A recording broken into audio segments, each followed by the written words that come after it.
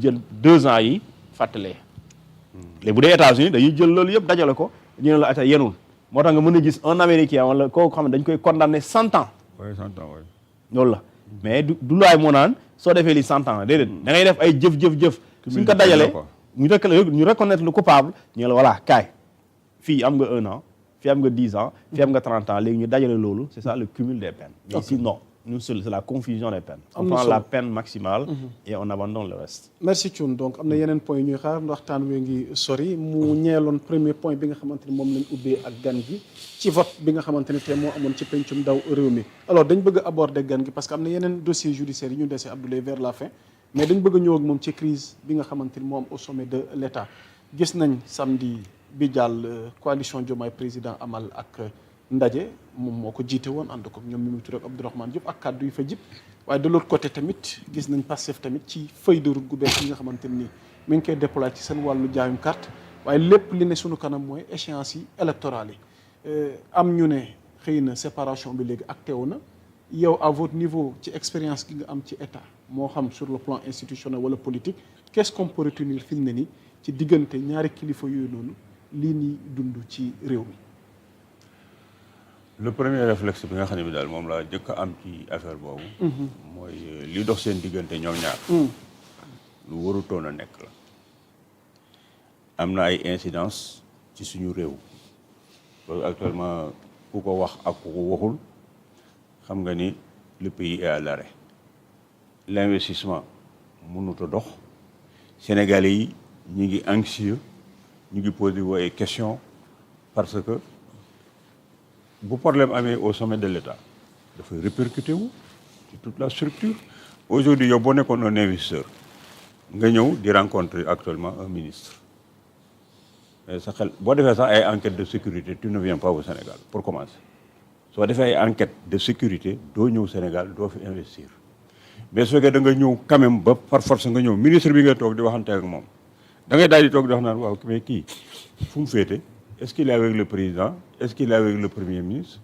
kii may waxanteel est-ce que mën naa waxante ak moom ay projet qu'est-ce qui me dit que ne il va pas y avoir démission du premier ministre ou bien que le président de la République le limoge est-ce que man sama interlocuteur bi nekk na quelqu'un boo xam ne mën naa dafa moom ay projection pour en termes d'investissement c'est un mal beneen bi di dollee ko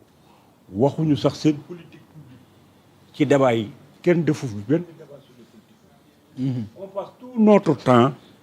di wax ci ay problèmes yoo xam ne c'est des problèmes qui sont spécifiques à Pastef qui est une association les gens ne font pas la différence entre une chose Pastef bu leen neexee ñoom seen ay contradictions parce que association la ñoo xam kan mooy président ba kan moo bokk ci parti beeg naka la ñuy demee ci élection 2029 kooku seen problème association la mën nañ koo discuter ci seen biir mais bu ñu demee ba muy am ay répercussions nag ci ñun ci suñu biir fonctionnement état c'est là où il y a un problème man foofu laa ci war a waxee parce que réew mi bu ñuy jox xale yi ay exemple dañ leen a war a jox ay exemple yoo xam ne dafay renforcer seen citoyenneté dafay renforcer seen patriotisme parce que quand un jeune garçon toog fii di gis un directeur d'une société publique di attaquer le président de la République xam ngeen ni loolu du njàngale mu baax ku ko wax ak ku ko waxul xam ngeen ni dans un pays normé kooku kenn waru ko fa mun a accepter ngay attaquer les décisions du président de la République moo am ay les prérogatives de nomination moom ngay toog di ko attaquer ak nga nekk un directeur de service public di attaquer le président de la République président boo koy attaquer ko seen association bu ngeen demee seen bureau politique de parti ngeen dem seen secrétariat exécutif de parti le président là-bas il est un militant d'un parti politique lu ne mën nga koo wax mën ngeen toj foofu seen bopp janax mais bu ñëwee ba dugg ci institution bi respect nga ko war a jox da nga war a éviter di wax yenn affaires yi c'est valable pour tous les serviteurs c'est pas nous les citoyens quand le président est le président de la République am na noo war a waxante moom premier ministre bi ak institution yi dañ leen war a respecter te kooku problème la ci biir Sénégal lii nga xam ne bi leen nag ñun ñoo ngi koy vivre les gens ne parlent plus économie ils ne parlent plus de politique li ñuy wax mooy ils ont commencé la campagne électorale pour 2029 c'est inadmissible Assemblée nationale bi sax da ngay dem ba fay gis yenn comportement yoo xam ni lii vraiment c'est pas ce qu'on attendait de notre Assemblée nationale quand il parle de rupture c'est dans le bon sens rupture ci def seet nga gis waa ji def ko miroir lu mu doon def ci lu bon nga ne man du ma ko def lu mu doon def ci lu baax nga fertiliser ko yokk ko pour ñu jëm ci kanam mais loolu yëpp xam ngeen ne gisuñu ko fi li ñuy gis assemblée nationale bi da ngay di on aborde aujourd'hui la loi sur l'homosexualité. J'ai vu des députés qui étaient là-bas qui règlent les problèmes de Pastef au sein de l'Assemblée nationale boo fa ay propos yoo xam ne yii kenn mënu koo war a mën a tolérer dans une république parce que c'est des propos qui poussent à une insurrection ah quand un député se met à l'Assemblée nationale poser des propos yoo xam ni appel à l'insurrection la loolu xam nga ni ça c'est des dérives impardonnables di toog foofu di wax naan bande kii dana rey kenn na ngeen préparer seeni doom dana leen ko rey dana def nii loolu rafetul ci ñoom jaaroon nañ fi biñ fi jaaree dañoo dem yàlla jële leen ci jox leen réew mi ñu war a def loolu ñu doon def yëpp ci lu man conquête du pouvoir bi li ñu doon def yëpp si lu ñaaw waratuñ ko defaat ca man daal li ma xam ne man moo ma si gën a intéressé par mooy man am naa problème parce que man je ne suis pas dans des positions partisanes mon parti c'est le Sénégal nous avons des enfants yoo xam ni ñun ñoom la ñu war a liggéeyal ñu nekk fii ak ñu nekk ci bitim réew yëpp seen avenir moo nekk en jeu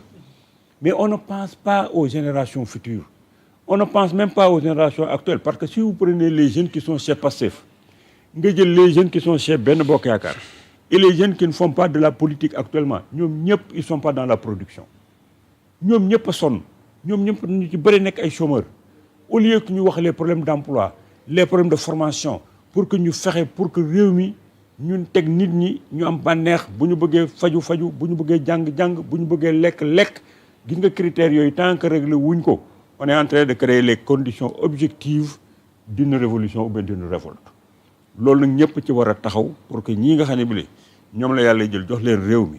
bu leen joxee réew mi waxuñu leen ne bu ngeen defee 2 ans commencé leen di def campagne électorale pour 2029 on leur a demandé d'assurer la continuité de l'État ak su ngeen amee seen programme ngeen indi ko ngeen teg ko pour changer les conditions des Sénégalais demandé wuñ leen leneen mais fi ni nii ñoom liggéeyatunu ab xeex la ñuy def seen biir xuloo xaste directeur bi jàppal bàyyil képp koo xam ne situation boobu fustigé wuloo ko di ko jéem a légitimité tu n'aimes ni Sonko tu n'aimes ni Diomaye tu n'aimes pas le Sénégal sa bopp rek nga bëgg te il faut que nit ñi bàyyi li ñuy def boo gisee ñaari nit yoo xam ne dañoo wax ne man maay Diomaye mooy Sonko ngeen woteel leen mais bu ngeen àndee ak ñoom seen rôle mooy ngeen bañ di toog di def parloo da ngeen a war a toog wax Diomaye wax Sonko ne ko yéen ñaari ñii mettez-vous dans une chambre réglez vos problèmes et venez accomplir le pourquoi ñu faloon leen kilifa boo àndee ak moom doo ko wutal noonu da ngay jéemante di fas puso di defaraat di ñaw di def affaire yooyu. loolu ñan la ñi leen jege. pour ñi leen jege. mais dégg nga li Sonko wax. dégg nga tamit li Diomaye tontu. dëgg donte jàpp nga ni Sonko man dama waxi Sonko dafa bari Sonko des fois da nga koy déglu Sonko man maax la déglu naa Sonko ci benn affaire Sonko toog na mu ni bu leen toog di def pression sur le président de la République. président de la République kenn du ko defal pression. mu toogaat wax gars yi ne leen nanu bàyyi di attaquer aussi les décisions du président ak di attaquer le président de la République mu ne leen na ngeen muñ parce que mënunoo jël joxandoo ñëpp aussi liggéey et que ñu defuñu fi kii pour ngeen ñëw ñu leen di jox ay postes yéen ñëpp ne leen ku fi dëpp kees dama lay jàpp dañ lay tëj dañuy liggéey pour l'intérêt général discours boobu dégg naa ko ci Sonko déggaat naa beneen discours aussi ci biir Sonko taxaw ci biir Assemblée nationale comme premier ministre ñun ñoom ay ressources minières yoo xam ne dañoo yaakaar ne bu ñu leen transformé dafa leen muy le pétrole et le gaz ñu yaakaar ne bu ñu dikkee yow di nga ko toog transformé ko utiliser ko pour régler une partie de notre développement nga taxaw yow en tant que premier ministre du Sénégal di wax ne seen pétrole bii ñuy dégg ak affaire yi aw ma ci yaakaar ndaxte ñii nañ tëggee contrat yi moo tax aw ma ci yaakaar loolu waroo ko wax yow boo fekkee ay contrat tout contrat est susceptible d'être revu. est-ce que jàppoon ne loolu la bëggoon mais dafa am blocage au sommet au niveau de l'exécutif. non ni muy attaqué noonu. waaw dafa nag boo ko déggee boo dégloo Sonko muy wax. Sonko boo ko dégloo muy wax. il donne l'impression que moom ñëw na bëgg na mettre en œuvre un programme il est bloqué par qui Diomaye la mën a doon parce que Diomaye mooy déterminer la politique de la nation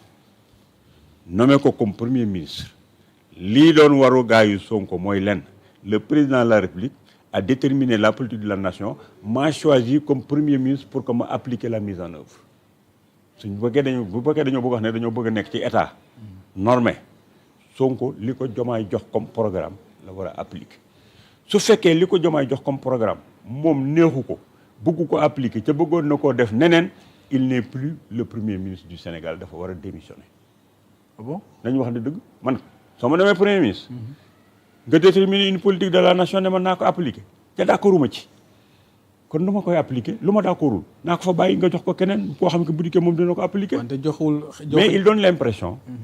d'être dans un régime parlementaire te Sonko n'est pas dans un régime parlementaire. Il est vrai que son parti qui est Pastef moom moo def liste bi ñu dugal leen biir assemblée nationale mais assemblée nationale boobu muy fekk noonu moom mu nekk premier ministre c'est pas un régime parlementaire. Le Sénégal n'a pas un régime parlementaire. Lui Sonko il est nommé par un décret ñu jox ko une lettre de mission boo xam ne bii moom la war a ñëw accomplir et le responsable de tout cela c'est Diomaye. léegi nag le problème il vient du fait que moom Sonko discours am dafa nekk discours bu leer xam nga man nit ki may mën a jaaxal xam nga mooy ba nit. mooy nit ku ma dul wax dëgg. ak nit ki may nëbbutu ak nit ki yaakaar ne moo ma gën a intelligent Sonko dafa loolu de. dafa ñëw leen man fële laa jëm. ci miir bee waaw fa laa jëm. waaw léegi nag ku mu neex ku mu naqari fa laa jëm ku ci bëgg ànd ak man àndal ak man ku ci ànd ak man ma xeex ak yow. donc loolu la wax il veut un parti état un état parti. Il l'a dit de façon très claire parce que lui il pense que les états qui sont très forts qui peuvent imposer des choses ñoom ñoo mën a dem ca kanam donc mais nous le Sénégal n'a pas besoin d'un parti état te dafa wax sax mu leer. bi mu njëkkee de sa sortie là lu mu waxoon daf ne Diomaye dafa war a ñëw pour fekk si leen ñoom ci Pastef ñu toog di fa discuter affaires yi di fa xoole ni ñuy gérer réew mi. mais c'est sur quelle base lañ falee Diomaye monsieur le ministre dëgg Diomaye ni ñu ko falee. mooy Diomaye a été sur un bulletin. il a été au niveau des urnes.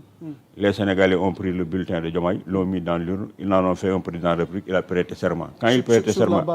déglu rek li ma la bëgg wax monsieur le ministre mooy li nga ma bëgg wax leen donc nga ma fi wax ay ma Diomaye Sonko mooy Diomaye. non Abdoulaye vous me comprenez bien. c'est-à-dire Diomaye il a été porté par un projet. le projet Pastef. waaw du moom moo ko porté tey. waaw bi muy wut urne yi ba ginnaaw Sonko mënatul dem mu ne Diomaye na dem à sa place defe naa ni loolu lañ présenté Sénégalais yi. waaw léegi Sonko bu fekkee mi ngi bëgg a fàttali Diomaye. waaw li taxoon nu fal te ñu war ko appliquer ndax Sénégalais ci loolu lañ ñu fal. mais yow programme gi nu. yow est-ce que yow ba léegi fii nii. waaw Sonko waxul leen. waaw man bokk damay suivre Sonko de di ko gis muy def conférence de presse ay live ak affaire yooyu yëpp. ba léegi yéen déggu leen Sonko lenn rek la fi wax nañ ma bàyyi ma gouverner mais Sonko. ba léegi nii toogul ne leen.